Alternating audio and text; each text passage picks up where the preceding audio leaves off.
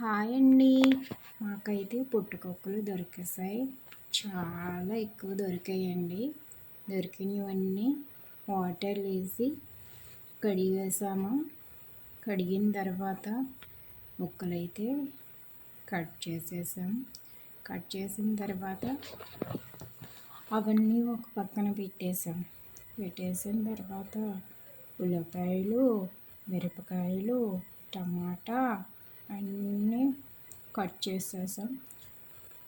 Cut చేసిన తర్వాత పొయ్యిలోని అదండి కట్టెల పొయ్యి అండి. కట్టెల పొయ్యిలోని పెనం పెట్టి కొద్దిగా ఆయిల్ వేసి అందులో ఆనియన్స్, మిరపకాయలు వేసేసి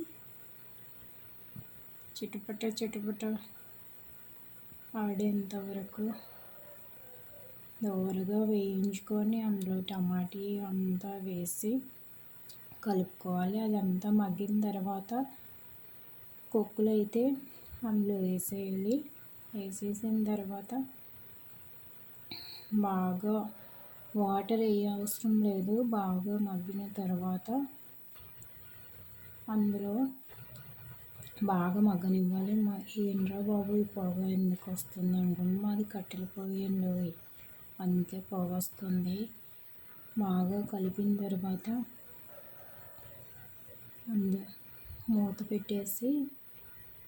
మూత పెట్టిన తర్వాత బాగా మగ్గనివ్వాలి.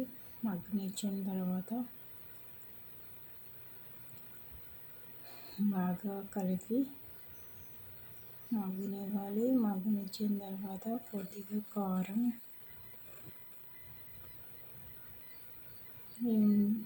ఉట్టి కారమే వేసారనుకుంటున్నారా, అందులో కారంలో మసాలాలన్నీ వేసామండి. వేసి బాగా కలపాలి.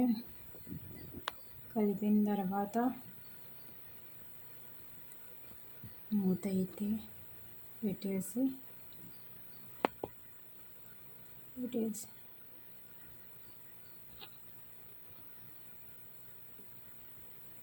బాగా కలపాలి. కలిపిన తర్వాత మూత అయితే పెట్టేద్దాం.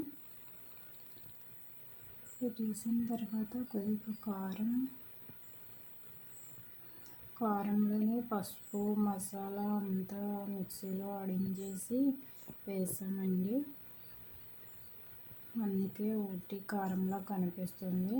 కూర అయితే బాగా మగ్గనిచ్చిన తర్వాత కూర అయితే రెడీ అయిపోయింది. టేస్టీగా ఎప్పుడు తినేద్దామా అని ఉంది. మరి సరేనండి, బాయ్. వీడియో నచ్చితే